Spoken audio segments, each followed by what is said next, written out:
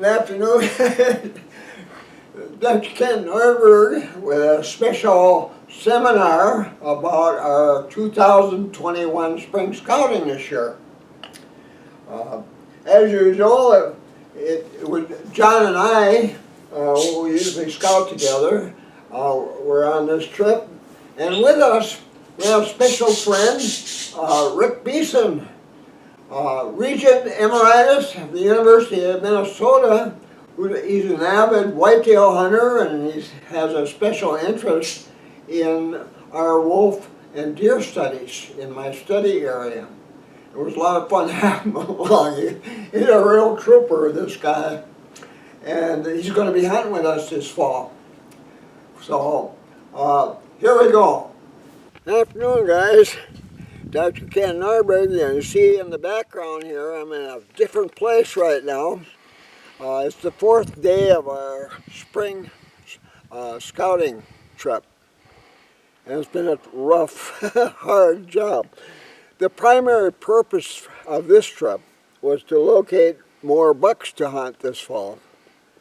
And boy, we travel long and hard at a lot of places, some places we've never hunted in the past that turn out to be duds, and other places that turn out to be, hey, there's a big buck here, and oh, look here, here's another one that's smaller, but it would be worth taking during the hunting season. So we probably found an extra 5 bucks, about 5 mature bucks that we can hunt this fall, which is really kind of a nice thing to find. Meanwhile, the parts of my hunting area that were virtually devoid of deer last year, the middle parts, they're still devoid. And I'm kind of worried about our wolves. I suppose that's kind of a goofy thing to say, but I like wolves. I like to hear them. I like to see them. I don't like them to be treated badly, and they have been for about a decade, more than a decade. And because they were allowed, well, I spent 45 years being protected up here until finally there was just so many of them that they depleted their primary food, which is white-tailed deer. And so the deer population went, well, there was a time many years ago when this area supported 22 whitetails per square mile. When I started my studies here in 1990, it was down to 11. The wolf thing was already having, showing its effect.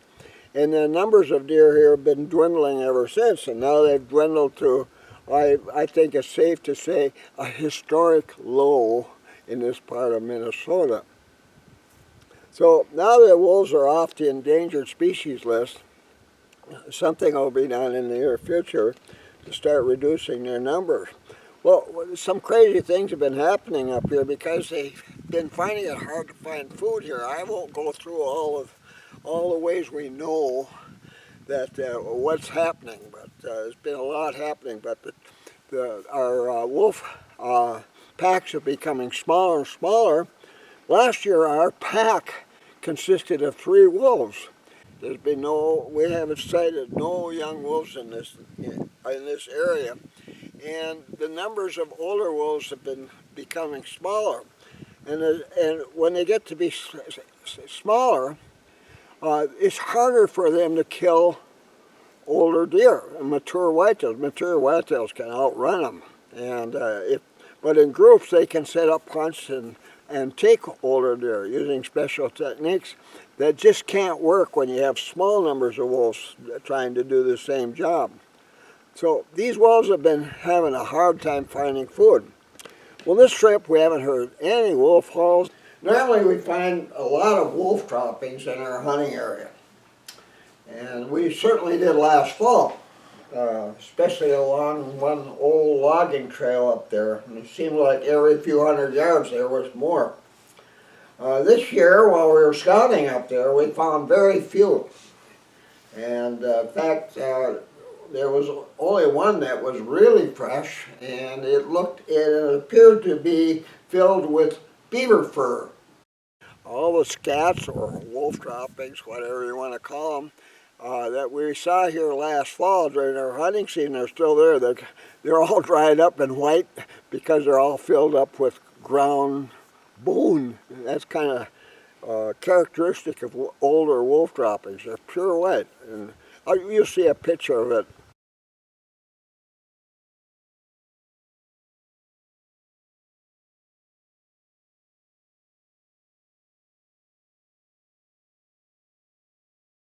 But anyway, I would say we had a very successful scouting up here this year, spring scouting. We won't be back now until September.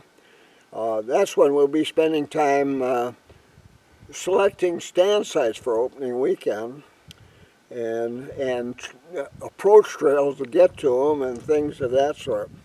One of the areas I was really looking forward to scouting is across a river. And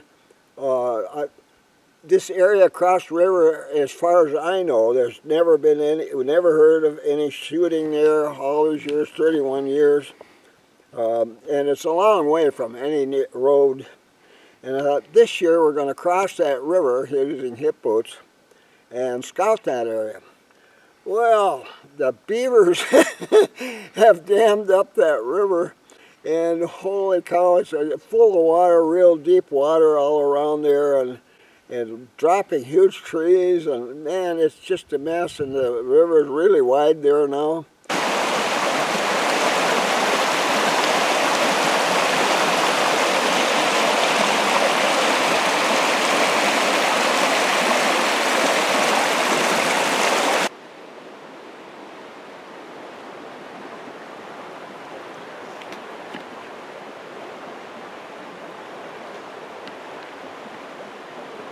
And it's dark black because it's so deep in that area.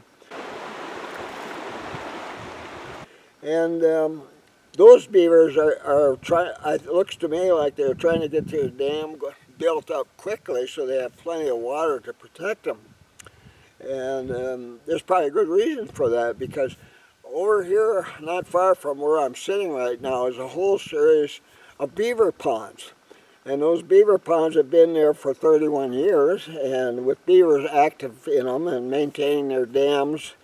And but this year, there's no beavers. There was a series of 5 ponds there before.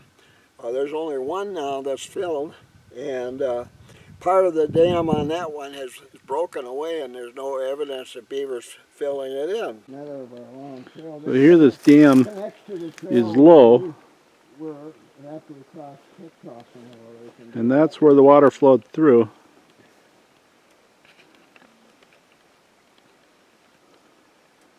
So it flooded down there. You can see the grass out there where the water flooded through it. And strangely, repairing it, I'm thinking maybe the beavers have been eaten by wolves. Yeah, they'd be busy working that right now. That's interesting. So I think the wolves got all the beavers. They like to eat beaver. You know, when a beaver is busy cutting down a tree, it's vulnerable to a master predator like a wolf. And so they've been eating beavers here, no doubt about it. We've been finding wolf droppings with looks like beaver fur in the droppings.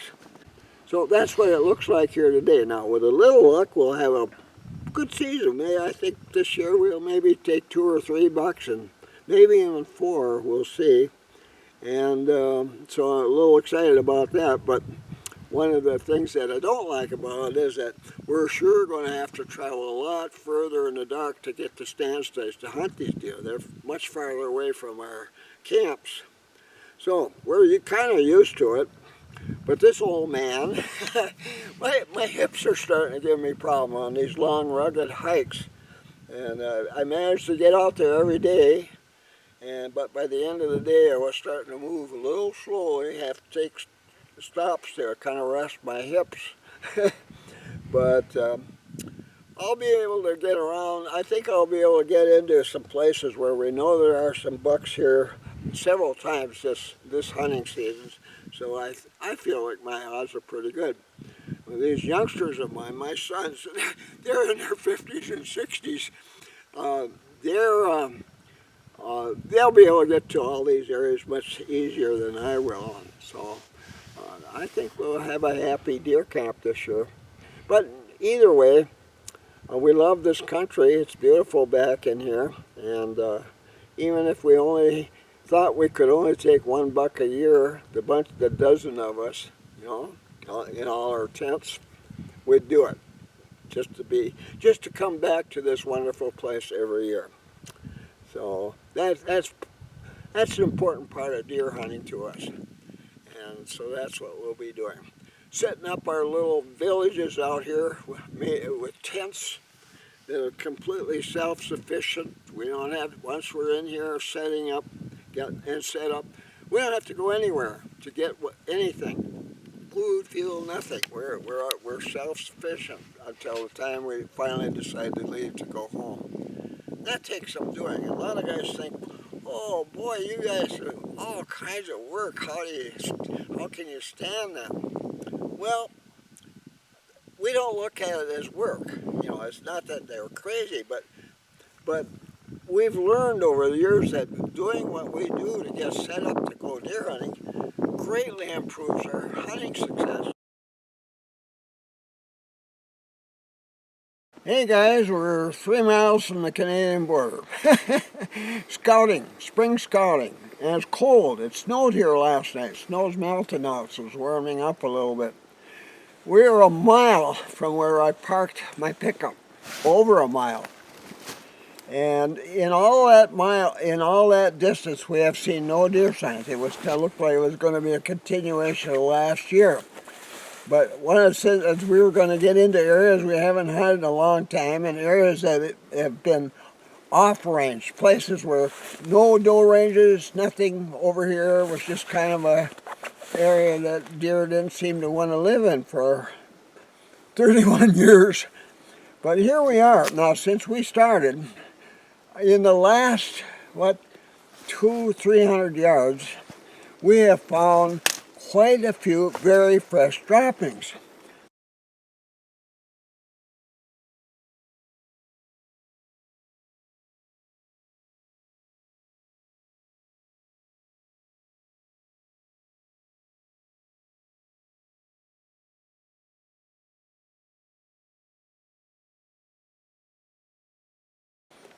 Some of the droppings were made by deer that would probably be 2.5-year-old bucks this year, a couple of them.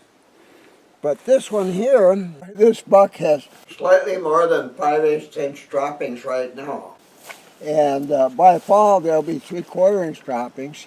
And that could be a pretty nice buck. He could be an 8 or even a 10-pointer.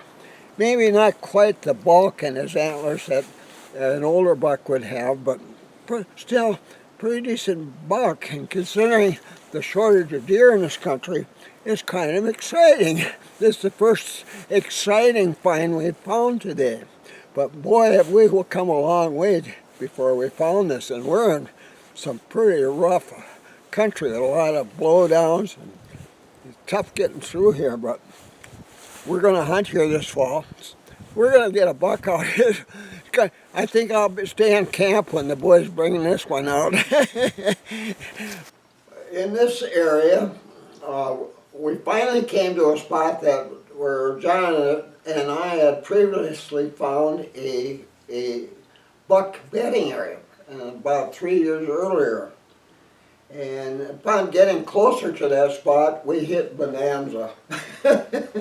We found 4 sets of fresh deer droppings, or relatively fresh deer droppings.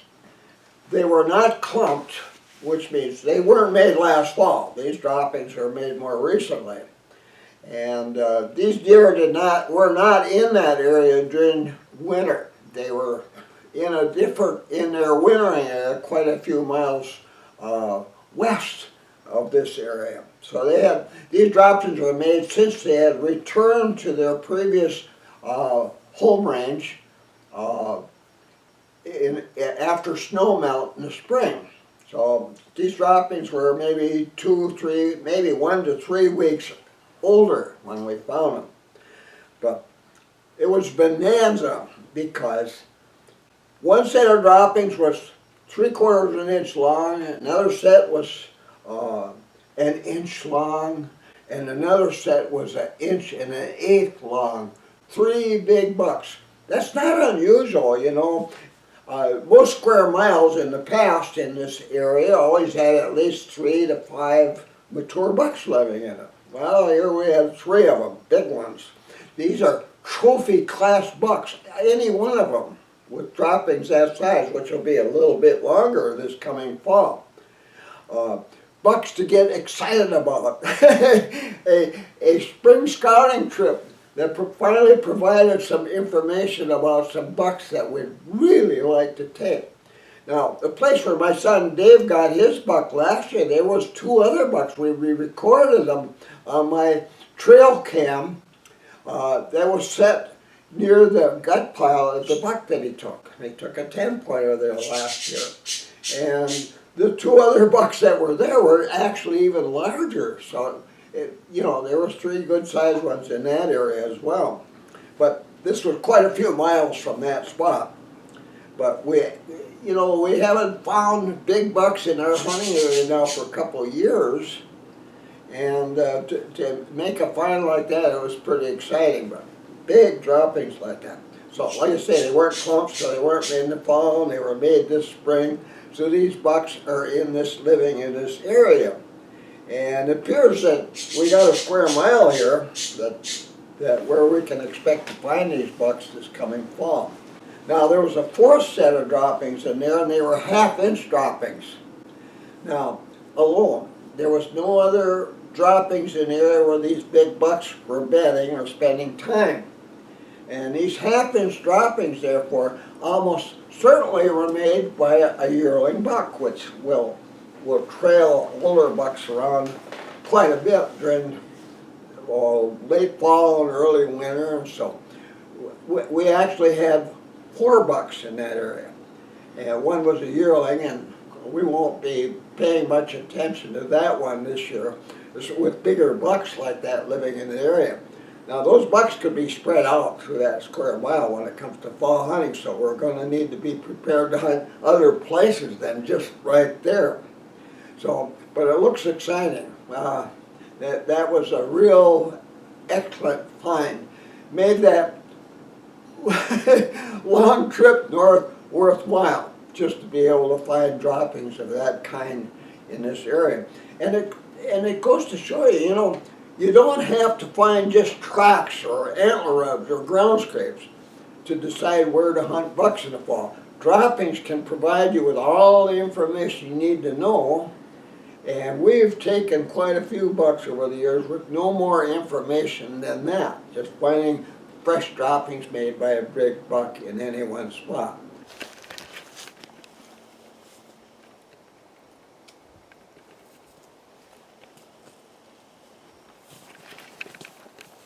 This little bit of it is maxilla moose jaw. This is, being there's only one piece of it here, I would say this moose was once a prey of the wolves, a wolf pack. And all this the only piece of it found here. It was carried here by wolves sometime. Hard to say how long ago it was in. The teeth it's about a middle-aged moose. The teeth are fairly worn, but none are loose or anything, and fairly white, even on the underside. So probably killed about, I would say, within the last 2 years. And hard to say whether it was a cow or a bull, but definitely a moose. So kind of interesting. At this point, we were creating a new cruise trail, one that we intended to connect to an old existing cruise trail that we call Slippery Rock Trail.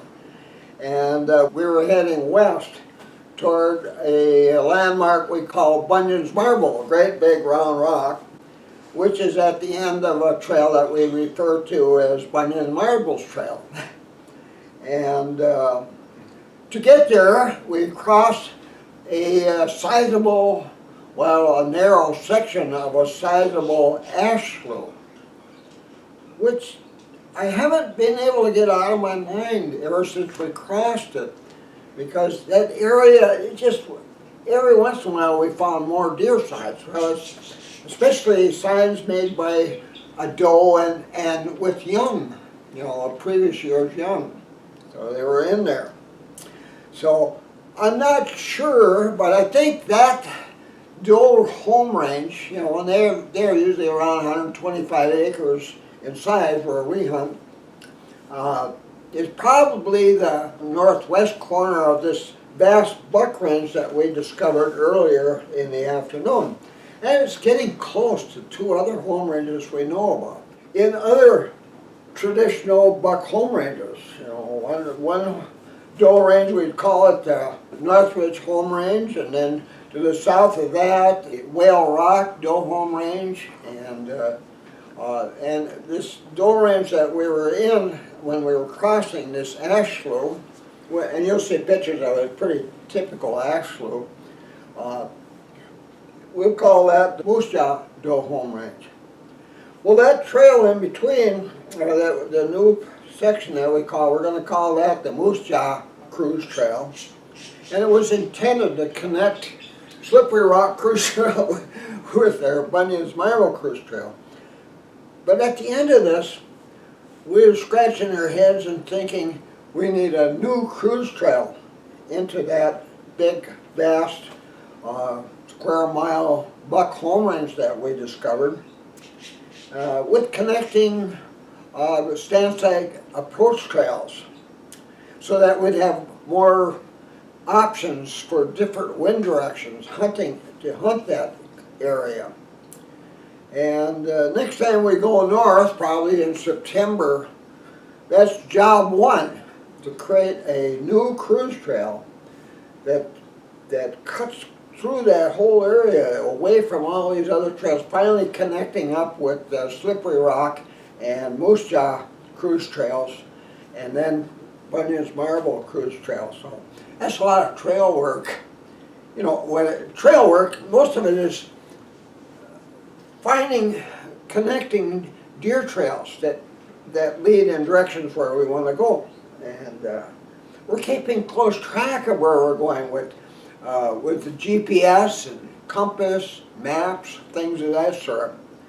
And all along that way, we're going to know that, boy, here's a place where we want to hunt over to the right, over here. We want to close to where this clear cut heads up to the north. We want to hunt that northern edge, which we haven't been able to do for years and years.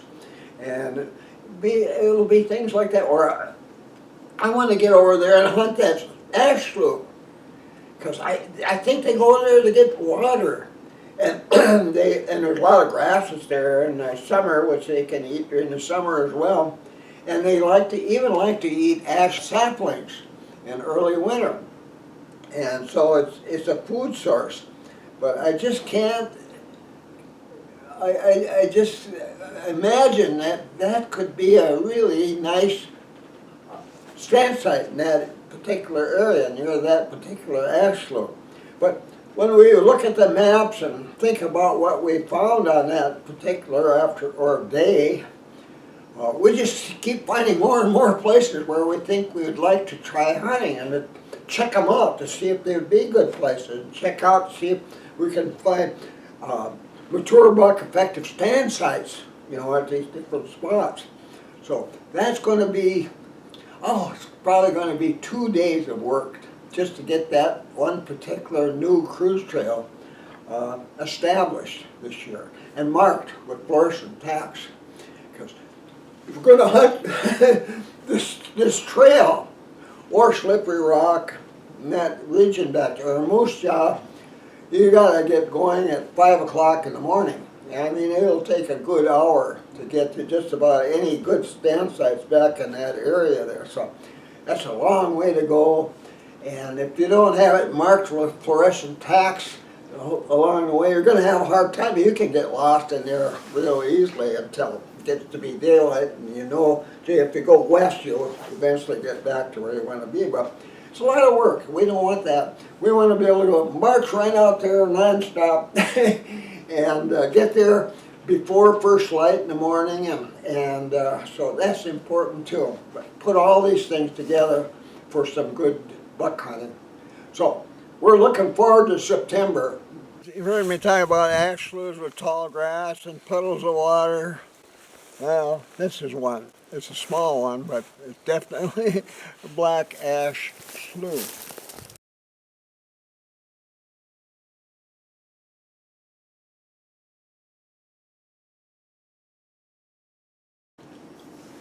After crossing this ash slough, we ended up about 50 yards straight south of Bunyan's Marble. And after reaching Bunyan's Marble, we stopped and took a couple pictures, but for the rest of the way, it was getting late, and it was a straight shot to our campsite from there. But along the way, we kept finding more signs of another big buck, another probably 4.5 to 6.5 year old buck, another trophy class buck, and plenty of other deer signs as well. And which wasn't surprising. That's been part of, it's been that way ever since we started hunting that area. Since the first year, I followed a buck's tracks in snow back into the area around Bunyan's Marble. And it's been that summer, following that summer, I had a couple of grandkids with me and helped me cut a trail or clean a trail of dead branches and things, all the way back from where we camped to that big rock. So, but gee, there were a lot of deer signs there, more than last year. So that was another special spot we found. Things were looking better and better. Well, that was the end of that day of scouting, and the next day we went to another square mile, a really rugged one. And you'll see why we call it rugged in a minute or two.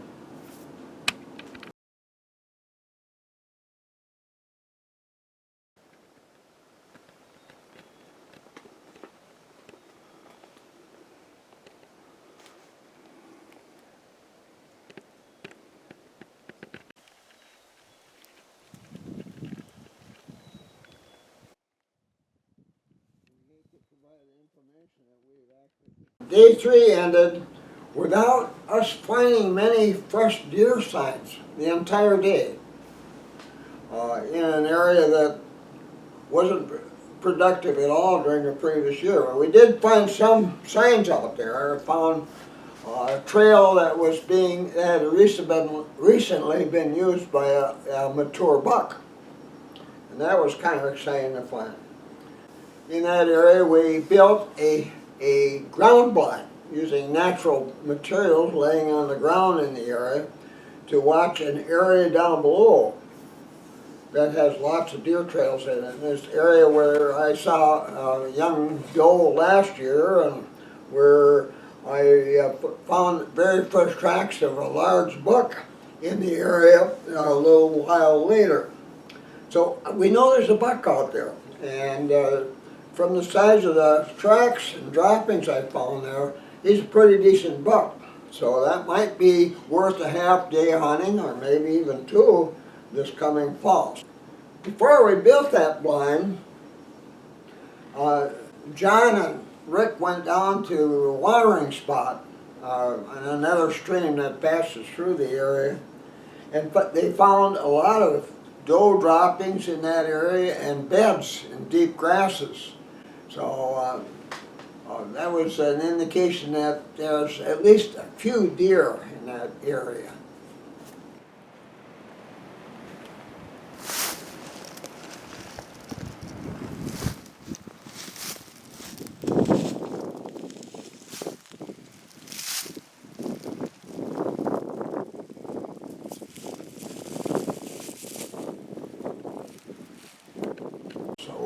We'll wait and see what we find about that area next September or October.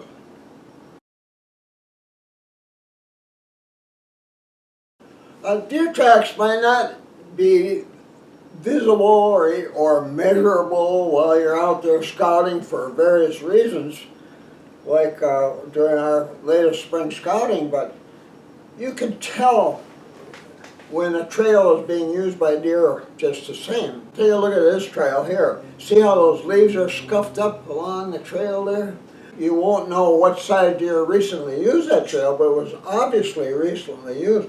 When they're scuffed up like that, that means that deer probably passed there within hours or maybe even minutes on that trail. So you know this is a deer trail used by deer. Now, today, the biggest buck I ever got. I would have never found them if it wasn't for leaves scuffed up like that. Wow, wow. Grouse cakes found in April can appear almost as fresh as they did when they were made during the previous October. The stream that we plan to cross to scout an area this past spring was impassable. In the upper part of the stream, the water was rushing so fast that we didn't dare chance trying to cross that part of the stream.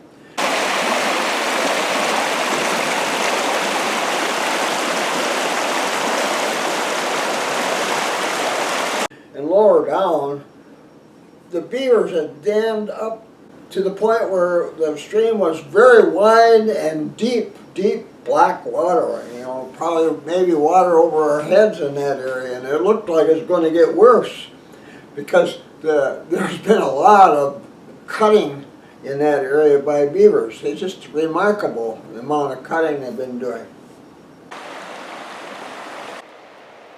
That looks like deep water, all right. That's deep water there, yeah, for sure. Look at that.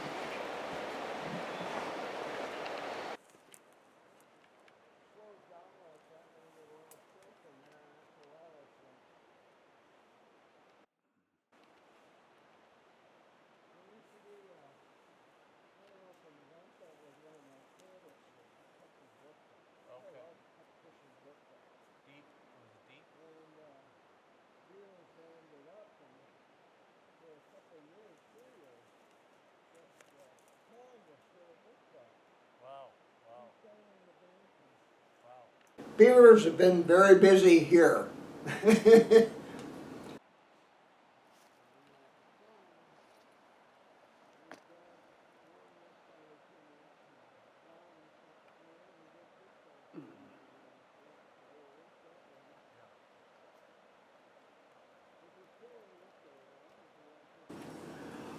Here's a photo of droppings that were made last fall by the trophy buck of the area. The one I saw on the next to the last day, well, next to the last day I hunted there last year. Boy, he's a big buck. Unfortunately, we found no fresh droppings anywhere in that area made by that same buck. So it appears that he didn't survive this past winter, meaning he was probably a 6.5-year-old, like I guessed last year. Keeping track of the years that we spent trying to take that particular buck. And very few bucks in northern areas like Minnesota all the way to Maine survived their 7th winter. It's pretty common. And that was the end of the 3rd day, which was a fairly unproductive day of scouting. But I guess that's something you have to expect, especially in the area where you have a lot of wolves. And it's been altogether too common in the last few years.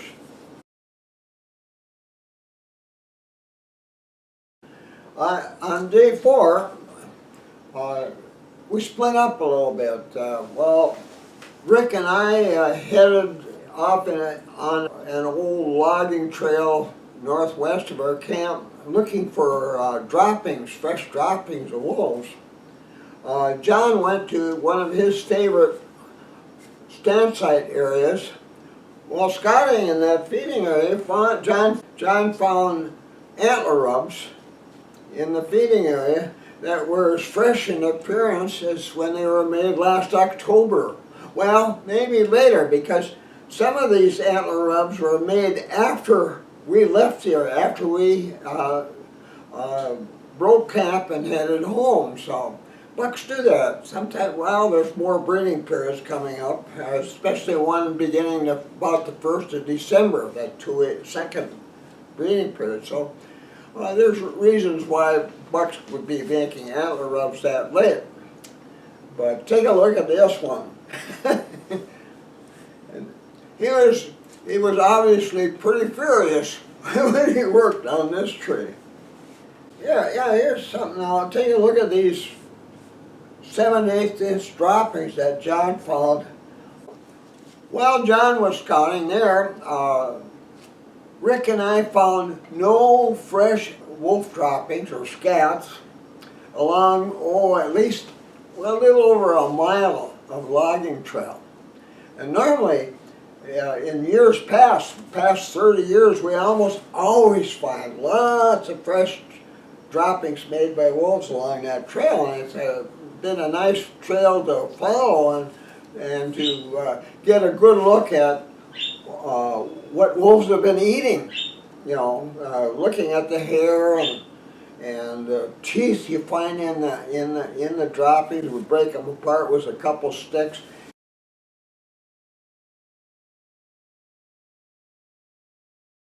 And dew claws and hoofs of deer, especially fawns, young fawns, little ones. The teeth, when you find teeth that have no wear on them at all and no staining at all, they're fawn teeth. And anyway, we would find fawn teeth and hair and dew claws and hoofs and droppings of wolves along that trail all summer long, because they're keying on fawns during the summer months. Now this past year, they obviously keyed on beavers as well, because they were running out of venison. And of course, in the summer months when our wolves have broken up into breeding pairs living in smaller ranges, smaller hunting ranges, when they're in small groups like that, like 2 wolves, it's almost impossible for them to take healthy, mature whitetails. Whitetails are faster than they are, and they can leap over obstacles when they're being pursued that wolves have to detour them. It slows them up. So during the summer months, they key on fawns instead, which are relatively easy for them to find and catch and provide food for their pups and themselves.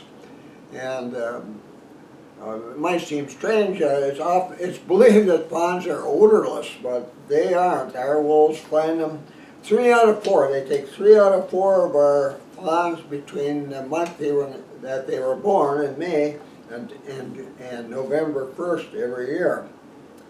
But this year, along that trail, we found absolutely no fresh wolf droppings, which kind of worries me. You know, I like wolves. I like hearing them. I like the howls I hear at sundown every day. I like seeing them. Those wolves have taught us a lot. Sometimes they act very tame in our presence. It's been really just so fascinating and fun, really, to be studying wolves in that area all these years, and to see it maybe come to an end because those wolves have been starving due to a lack of food, being protected for 45 years until they finally have eaten up all the deer in the area, or almost all of them. That's just not fair to the wolves. They should have, they need to have their numbers adjusted so that we have a normal number of nice healthy deer, and then we have a normal number of nice healthy wolves in the area, and you can have both without any significant loss of whitetails. Well, I've talked to you before about all the signs that indicate the wolves are having a hard time. They're still having a hard time finding enough food. Back in the old days, back in 1990s, holy cow, when you'd see a wolf pack, there'd be 8, 10 mature wolves and a couple of pups following in their wake. That was really something to see. A big string of wolves cruising by in search of vulnerable whitetails. Well, when it got to the point where they were really having a hard time finding food, the packs kept getting smaller and smaller because either the female wolves were having fewer pups or maybe none at all, which happens when nutrition is bad, or the pups just weren't surviving very well because they weren't getting enough food. I don't know. But the packs kept getting smaller as a result. That didn't mean there was fewer wolves. The smaller packs would hunt in smaller areas, and pretty soon, instead of having huge 100 square mile areas with big wolf packs living in November, beginning around the 8th of November, we've got a whole bunch of smaller areas with smaller wolf packs up there. So the total numbers end up being about the same. But the nutrition and the health of those wolves in there isn't the same. Our wolves are just having a terrible time because of being protected for 45 years. They need good management. You're not being kind to wolves by insisting that they can't be hunted or trapped. That's just not being kind to wolves at all. It's like having 100 cows in a 40-acre pasture and they ran out of grass and there's just dirt out there and they're starving to death. Well, that's what we're doing with our wolves. And I hate that. They're just too good, nice an animal to be treated that way. That's not good. You know, hunters get kind of upset when they can't find deer in the area that they've been hunting for years and years and years. I guess I should be upset too. But what upsets me more than that is seeing our wolves treated so badly. They need to be managed properly, and they're not being managed like that. Well, with that, I'll talk to you again soon. We have lots of new things to talk about in future seminars, and I'm actually start telling you about these new things. So with that, thanks for watching, guys, and I'll see you again soon.